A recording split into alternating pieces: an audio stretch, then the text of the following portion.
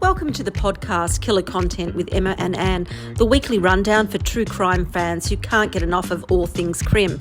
From the biggest crime stories making headlines to the latest must-watch documentaries and chilling murder mysteries, we've got you covered.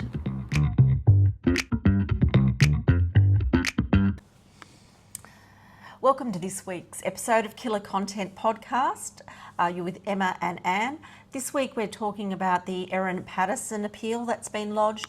Also a few domestic violence cases. A couple that are particularly notable is the case of Danny Zayat and also the Louisa Ionnidis case as well. Anne, what are we talking about in TV? In TV, we're looking at I Was There, an episode of the ABC series on Fairlie Arrow. We're looking at Crime Night, a new series started on the ABC. We're also looking at a new show called Down Cemetery Road, which with Emma Thompson. And finally, we're going to talk about a podcast called Vanishing Point out of the US. How was your weekend? Have we got some exciting news? Yeah, I've got some exciting news, Emma. We're off to Vegas. Yes, we bit the bullet. Why are we going? We're going to go to Crime Con, a convention for crime nuts like us in Las Vegas. It's very exciting. It's a 3-night conference, and we're going to fly in a little bit earlier, leave a little bit later. But what happens in Vegas, though, stays in Vegas. But send us your tips on what to see. Yes. I said to Anne, let's just wait for a Qantas sale, and then bingo, there's the Qantas sale. So yes, we haven't bought tickets or organised accommodation yet, but we're going. We may be vagrants when we get there, but yes, if you know any good, places to go or shows that will be on when we're there, it's in May next year. So yes, excellent, exciting news. So over to crime, Emma. Anyway, well, let's kick it off. So the big news this week was the Erin Patterson lodged her appeal, or her defence team did. As you know, convicted triple murderer Erin Patterson has put in an appeal for her convictions, claiming multiple legal errors and unfair treatment during her high-profile trial over that fateful or notorious mushroom lunch in Leongatha. Patterson's currently serving a life sentence for these murders with a non-parole period of 33 years. Now, in the documents that are filed with the Victorian Court of Appeal, Patterson's lawyers outlined 7 grounds of appeal, arguing the trial was marred by a substantial miscarriage of justice. Central to her appeal are claims that she was subjected to unfair and oppressive cross-examination, and that prosecutors changed their case mid-trial by implying that she had a motive for the killings after initially saying that there was none. The appeal also challenges the judges, and the motive apparently was that she was angry with Simon about the child support payments, by the way. The appeal also challenges the judge's decision to exclude photos and videos of mushrooms found on Patterson's devices, which she said supported her story of a history of mushroom foraging. And also she disputed evidence in relation to the cell tower data and social media posts linking her to mushroom locations in the Gippsland area. But also the appeal also alleges a fundamental irregularity occurred when jurors were sequestered in the same hotel as prosecutors and police, a situation the defence says that fatally undermined the integrity of the verdicts. Now, the Court of Appeal has accepted the application, but they have not yet granted leave to proceed. Now, Anne, does the world really need to sit through another Erin Patterson mushroom killer trial? I think as podcasters, Emma, yes, we do. Does the world? I don't know. Have they moved on? Quite possibly. Certainly been an interesting time. There's been a number of books released, so people are very keen to talk about Erin. There's The Mushroom Murders, A Family Lunch, 3 Deaths, What Really Happened by Greg Hadrick, published on the 7th of October. There is the Erin Patterson, The Mushroom Murderers, Stu Armstrong, apparently that's a shorter book, only 85 pages for those that don't like a long book. And then, of course, there's the Mushroom Tapes, Conversation on a Triple Murder, which is Helen Garner, Chloe Hooper and Sarah Krasnostein, which, of course, we are off to, Emma. We're off to the Sydney Writers' Festival to see those 3, and I'm very particularly excited to see Helen Garner, a long-time fan of Helen, to talk about their book. But I'm not sure. I don't know. I'm biased about long crimes like Erin's. Well, the interesting thing about the Helen Garner book is that, and Chloe Hooper and the 3 of them, they've taken a different sort of format in relation to, it's about their conversations about the trial. Yes. They became quite obsessed by it, and it's just their thoughts on a day-to-day basis. So it'll be interesting to see how that unfolds.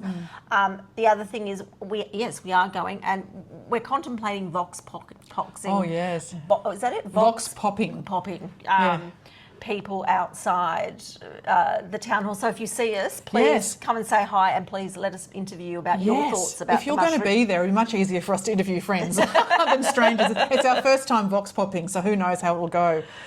That's right. Well, the other thing, because, you know, I love to insert myself into a story, the Stan documentary is obviously getting ready to put out their other episodes, and they've reached out again to make me sign a release form for one of my TikToks.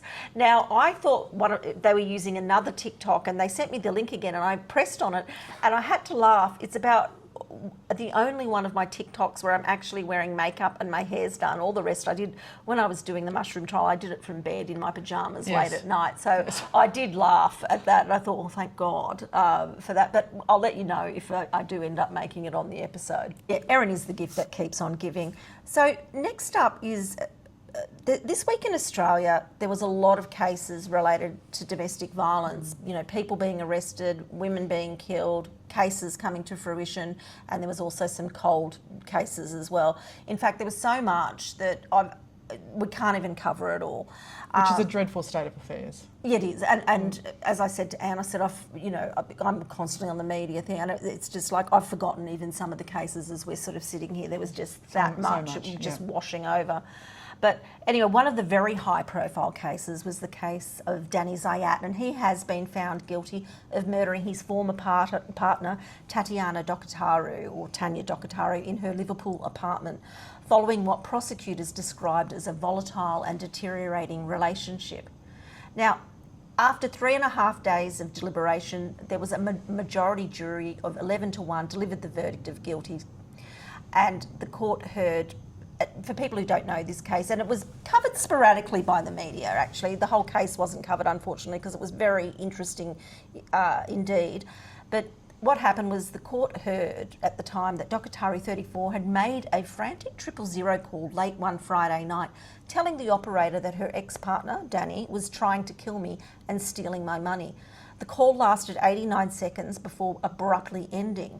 Prosecutors said Zayat threw her phone from the balcony. She was on the 22nd floor, and there's some supporting CCTV footage of a flash of light coming from the balcony around that time, but the phone was never recovered.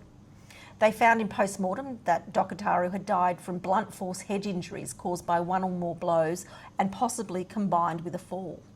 Now, throughout the trial, prosecutors portrayed the couple's relationship as toxic and abusive, and at the time of her death there was an apprehended domestic violence order which allowed Zayat limited contact with her under strict conditions.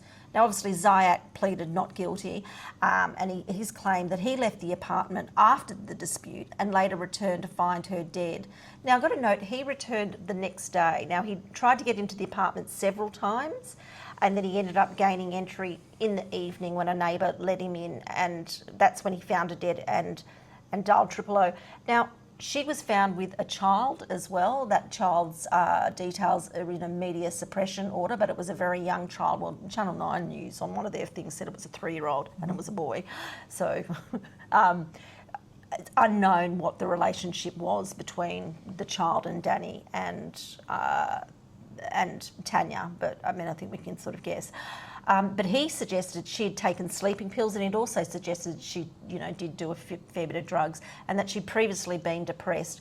But obviously, prosecutors rejected this explanation as inconsistent with medical evidence. It's unknown whether he's going to appeal, and his sentencing proceedings were expected to begin in December. Now, I was surprised at the length of the time of the verdict. In fact, I said to Anne end of last week, check out this case. We're going to be talking about it last Saturday. And on Tuesday, I was starting to wonder what the verdict was going to be, that it would be not guilty, because I'd been biased and made my mind up. And I was starting to think why the jury was taking so long. Do you have any thoughts about that? Well, I think it's an interesting one. For those that haven't, you may want to have a look up on the internet. Danny is a a fellow, looks like he is a weightlifter and very gym junkie, very smart, kind of smartly dressed, I suppose. Tanya is a very attractive woman, but obviously someone who prides herself on kind of being quite glamorous, I will say. She's had a fair bit of work done. Like, I think she worked in the industry. She had a tanning salon, or in a home tanning salon. Yes, yes. So, you know, I'm trying to be polite here, but yes, she had a bit of work done. So I do wonder whether sometimes sort of the unconscious bias comes through, and I think, Emma, you might be alluding to that maybe the jury somehow made judgments about him and her.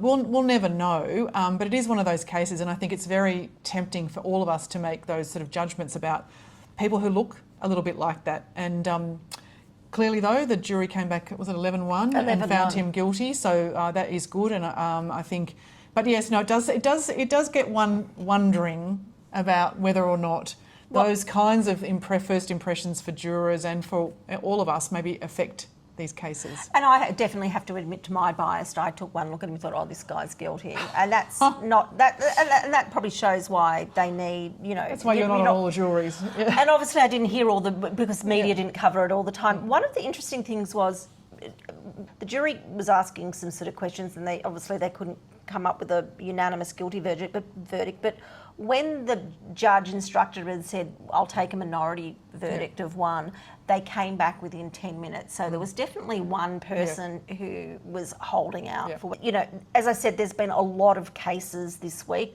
I'll just summarise a couple.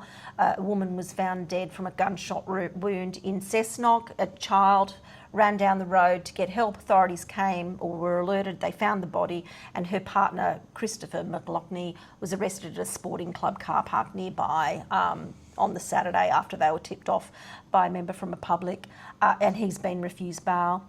The other, one of the other cases, I'm not going to say just the other case, but one of the other cases this week was the partner of Claire Austin, Lee Lachlan, has been charged with her murder. And this occurred on the 12th of April this year. And I don't know if people will remember it, emergency services were called to her Randwick unit shortly after 7:30am on April the 12th, where she was found with a severe arm laceration. New South Wales police were told she was injured after attempting to force her way through a glass sliding door. She was taken to hospital. I think after 3 days she ended up passing away. Now, in this case, it's interesting. He's been charged with murder, DV, but he's also been one of the first to be charged with the new coercive control charges as well. So that'll be interesting to see how that plays out. But one of the and I was talking with Anne before, I said, what was really, I remember this when this case came out originally in April. My first thought is, why don't they just arrest him? You know, I know he's innocent before proving guilty, but it's like he was there, the partner's there, the woman, you know, there's obviously been a situation go along, neighbours have heard fighting and smashing of glasses, but, you know, what do you think about that? Should they just arrest the guy straight away, or do we need a proper investigation? Well, I think you know the answer to that, Emma. I think we need a proper investigation. I think if police come into a scene where it appears at face value to be quite obvious, woman's injured, there's a man there, that it would be. I can see why you'd see they should just arrest him. I suppose it depends a lot on what he is saying. He may well have said, "I just came home and found her like this. Someone's robbed the house, whatever." And I suppose the police have to gather the facts. I was thinking, you know, we're looking at this as from outside observers, but if you were related to the fellow and, you know, you might be thinking he could be not guilty if you've not known him to be violent before. Not in this particular case, it sounds really awful, but I think it's giving the due process for everyone involved so that when they do go to court, that all the facts are there and the police did rule out any other possibility for her finding herself in that terrible situation. So I have some sympathy for them not arresting him on the spot, yes. Well, in this case, there'd been an AVO taken out 2 days before as well. So it did come with a history of DV or known history of DV as well, which probably increases my frustration a bit. I do absolutely agree. And I think also too, I think it allows the police to actually get the evidence together to actually put a murder charge rather than manslaughter. That's absolutely right. And I think, you know, I think it's the cases that we're talking about, in my view, are very difficult ones, and it's pretty obvious with the previous DVs, it's likely to be the partner. I think there would be cases that are more complicated, more nuanced than this, which maybe require more. But no, I have some sympathy for your cause on this too. So. Speaking of a case where families have been frustrated by the police investigation, is the case of Louisa Ionnidis. Now, there's been probably some good news for the family this week, where more than a decade after her death, a coronial investigation has been reopened following new evidence suggesting she may have been strangled before her body was found in Daraban Creek in 2011. Now, Ionnidis was 24, was discovered fully clothed and wearing a pink robe in the reservoir section of the creek in October of that year. Her death was initially deemed to be non-suspicious, and in 2014, a coroner ruled it was consistent with drowning. Now, almost 12 years later, a coroner has set aside that finding after new medical evidence and pressure from Ionnidis' family, who have long questioned the original conclusion. And there's also been a fresh pathology review, which they found previously hemorrhages on the neck muscles had been overlooked, which raised the possibility of neck compression prior to death. Ionnidis was reportedly in a volatile and abusive relationship with her then partner, and he at the time told police she'd ran towards the creek after an argument but denied following her, and her body was found days later, only less than 500 metres from their home. Now, Anne actually raised this case with me weeks before, because she's a keen watcher of Australian Story. In fact, they should bloody sponsor you. They should sponsor me. I watch it, as I tell my children, I record it like I've got a VHS still. I watched it on Australian Story, and it is one of those cases that fascinates me where there's an assumption, I think, made that the woman was emotional and threw herself into the creek. But some of the scenes in Australian Story where they take you down to where this creek is, it's almost impossible to imagine without someone else hurting her that she could have drowned in this level of water. In fact, the friend, I think, from memory, or the family member got into the creek to show you how shallow it was. It's an excellent Australian Story. I highly recommend it. It's two parts, which is unusual. Yes, it's a very thorough investigation. But again, it does show where if this family had just accepted the police report, this woman would have been deemed to have died of natural causes or suicide. And now they're getting their They pushed it. Justice. And also there was a podcast. I mean, whatever you say about these true crime podcasters, they've definitely brought some cases back from the dead, no pun intended. Oh, God. Emma. Okay, next one. No, but it's also, we were talking about, when we're talking about police investigations, I'm going to talk again about a case this year where a 19-year-old woman was found dead in a creek after she'd had a night out. This was in March 23. She'd been out partying with her friends. I think she was off to go overseas. I think she might have been a medical student or something like that. But when they found her on April 11th, the police deemed that her death was non-suspicious. And I think it was only after someone had rung in, it might have been the guy who eventually was charged with murder, ex-wife or ex-partner rang in to say, I think my ex might have been linked to this, that he was arrested and has now been charged. Now, she was just walking home from the pub. Yes, and there's been an enormous amount of support for this young woman where she comes from, which I think is the Central Coast. And in fact, thanks to Kate, I'll call her Kate K, from my work, who pointed this one out to me. In fact, she attended a concert that was put on by locals to raise awareness about this young woman's situation, and I think raise money for the family. I'm not 100% sure about that, actually. How does she be found dead? And I actually am cranky about this one. What did they think, that she was pissed and fell over and then drowned? Now, and finally, the final story of the day, and we'll talk about where there has been a lot of persistence from police. Credit where credit's due. Yeah. Yep. More than 3 decades after the brutal killing of Melbourne mother Melinda Freeman, her husband has been charged with her murder. Now, 1991, she was 27 at the time. She was found beaten to death inside her home in Melbourne. And I think it was made to look like a burglary gone wrong. Her husband, Craig Freeman, told the police at the time that he had returned home late at night after several hours out with their baby son to find the house ransacked and his wife dead on the landing. After 34 years, they've now charged the 63-year-old with 1 count of murder. The husband? The husband. Yep, okay. And in 1997, a coronial inquest was unable to determine who was responsible for Melinda's death. But in 2022, they offered $1 million reward for information that eventually has led to his arrest. Now, Craig Freeman's been remanded in custody and is due in court in March 2026. Interesting. And that is a good result for the family. Okay, so over to television and all things podcasts, etc. Okay, so we've got a fair bit to talk about today, actually. So we decided to talk about a one-off episode on a series on the ABC called I Was There. You may have seen it. It goes back to a time in history. They've done 9/11. They've done a number of big moments in history. My friend Michelle Stone's on the 9/11 one. Oh, well, there you go. Yep. Michelle Stone. And this one is about Fairlie Arrow. Now, I suspect if you're under 40, you've maybe never heard of Fairlie Arrow.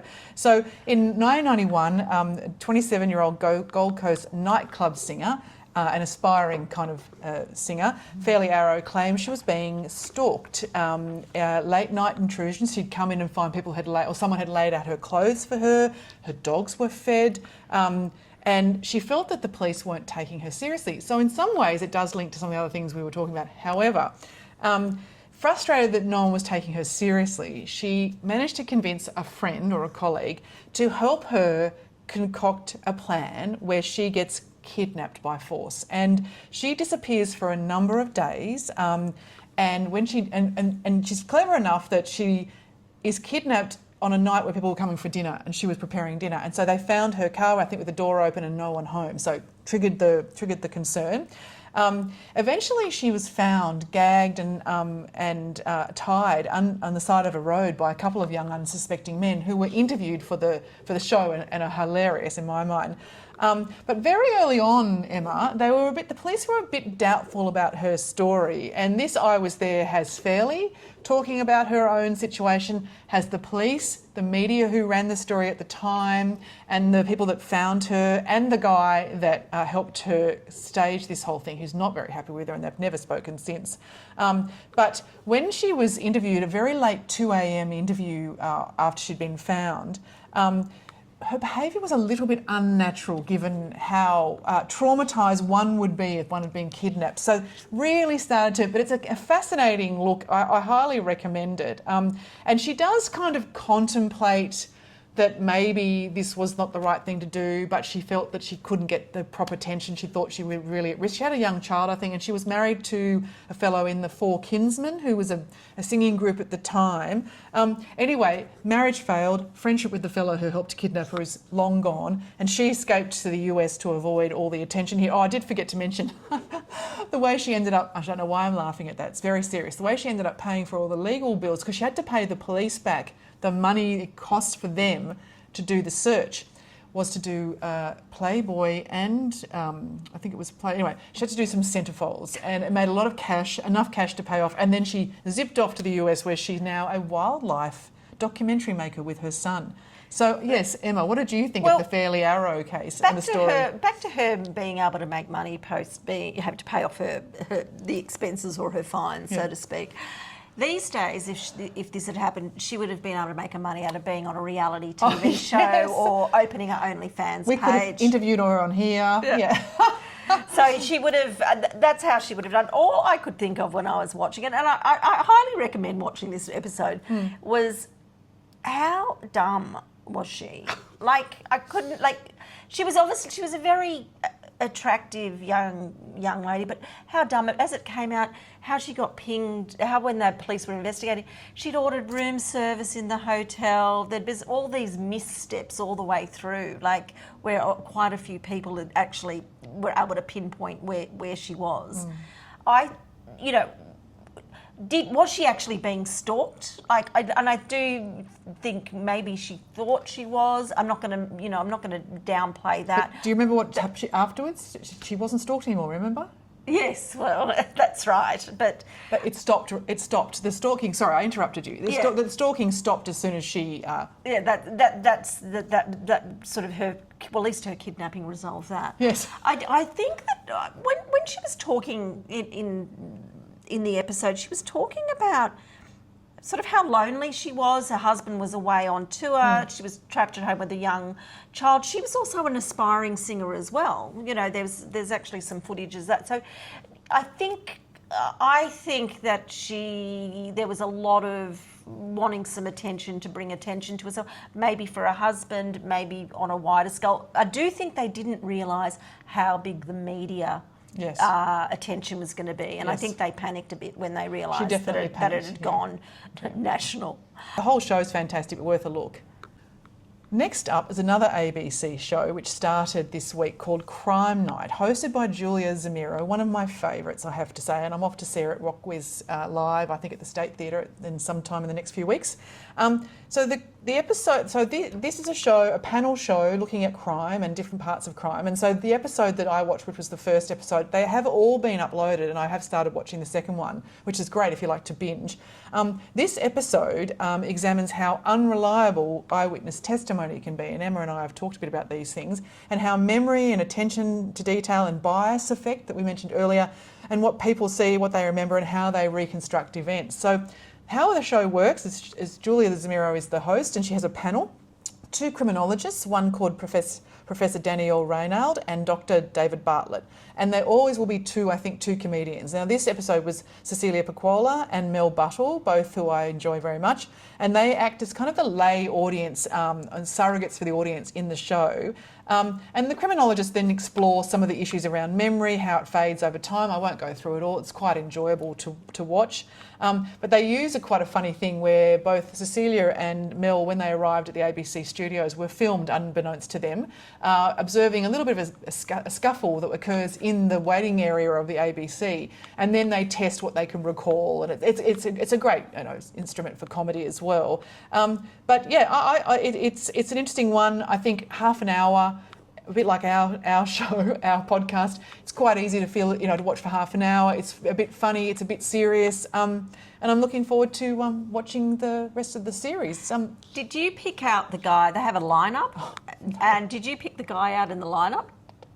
I had 2 options. I won't say it. I had 2 options, and they were both wrong. Oh, I was 100% certain, and I was completely wrong. I thought that was that was a very interesting sort of experiment. So obviously, eyewitness, and they confirmed the fact about how unreliable eyewitness evidence can be. It's fantastic. I thought it was good first episode.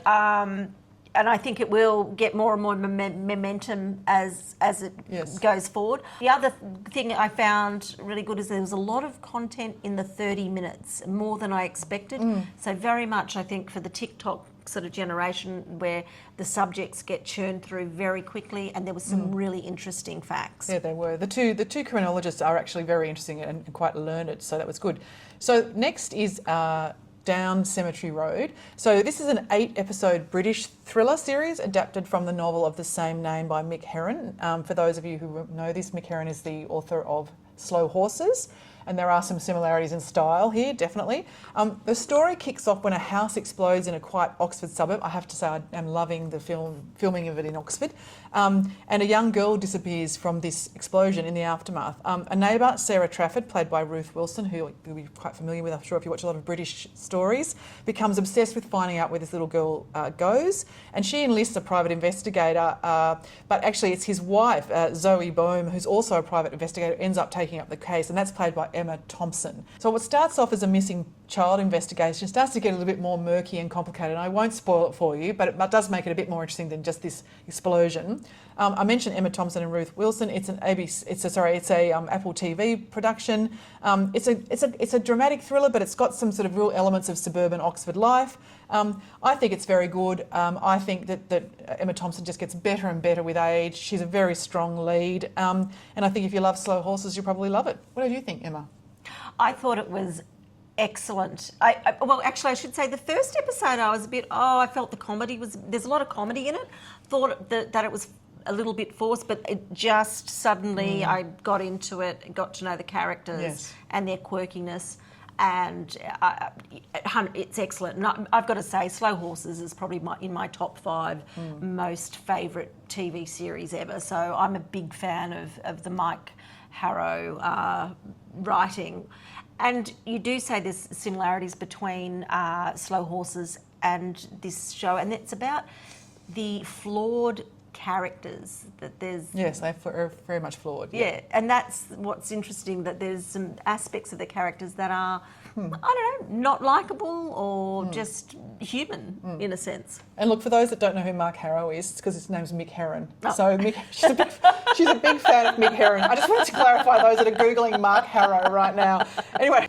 Okay, next up is The Vanishing Point, which is a podcast. Now, I actually went down a bit of a rabbit hole to find this. Was just doing some search on what are the top 10 podcasts in crime, sort of started to follow people that followed things and found this. It's from makers of a much more famous podcast, I think also around vanishing people. But it's a true crime podcast which explores the last known locations of a number of people. They follow a number of people. What makes it interesting? Oh, yes, from the people who make Up and Vanished, and it's part of the Tenderfoot TV portfolio that we've mentioned before. But this sort of season focuses on a place called Hooper Valley, which I'd never really heard of in California. Not that far from the coast, but inland, and that's the home of the Hooper Valley tribe of Indigenous Americans. And it kind of starts to look at, it starts off with single missing people, but it starts to build a case for really what is an inordinate number of local Indigenous community members going missing. Kind of different ages, different sort of times, but and looks at, it really looks at the kind of commonalities between the missing people and how they've been handled. As we've discussed, I think before, in America it's very complicated, and even more complicated because there are local Indigenous police services that also manage the area. So they've got local, state and tribal police all trying to work these out. It sort of humanises the stories. Some of the people that go missing have drug issues and mental health, but it does interview their families, their friends, and it does sort of paint a picture of a community that do care but are very concerned about the number of people. It's a high quality, as we come to expect from these people who produce these. It's got a lot of engagement. It's very sensitive, and I think it doesn't. It's a bunch of vulnerable people being discussed, but I feel it treats it very sensitively. And I listened to the whole thing, and I really enjoyed it. There's nothing solved at the end in terms of a solution to all these missing people. It sounds like it's got. I ended up not being able to listen to it because I was listening to Luigi Mangione podcast, but that's a spoiler alert. We might have an up-and-coming episode of that. But it seems like it might have some parallels to the cases where there's been a lot of people lost in the desert here in Australia. Obviously, the majority of them are Indigenous people. One of the things is that you raise, I mean, it's a plot line that's, the same. We hear it over and over. How do you get police services to take these things more seriously at the time these people go missing? And number two is, I find the American criminal system or police system quite complicated. And personally, I think because we're doing a lot of, we're talking about it a lot more. I need to educate myself on it. So if anyone knows of a podcast or TV show or even a book, but not an intense one, on giving an overview of how the justice system works over there, and I'd be fascinated because I know they vote in attorney generals, they vote in judges. I think in some cases they vote in sheriffs. They do, I think. Yes, it's very interesting, and I think this show. There was the first one you discover is a young mother who goes missing. She's suffering from quite severe mental health. Post-natal actually is where this started from with her. Self-medicates with drugs and goes missing. And just the story around her family. And what was really interesting was they did interview some of the police for this podcast. And it does seem to, it's not intractable, the situation, but it does seem that the families and the police come from a very different position, particularly if there's mental health and drug use involved. So the person's not a full person. The person is a person with mental health and drug use issues. Whereas if the person didn't have those, I think they would treat them quite differently. But look, highly recommended. It's a sad listen, but I think it's, as Emma said, it's a good one to educate yourself with. And that's it for my reviews this week. And we'll finish up the podcast there. And if you liked it, please, give us a review. And also follow us on our social media, Killer Content on Facebook, Instagram and TikTok.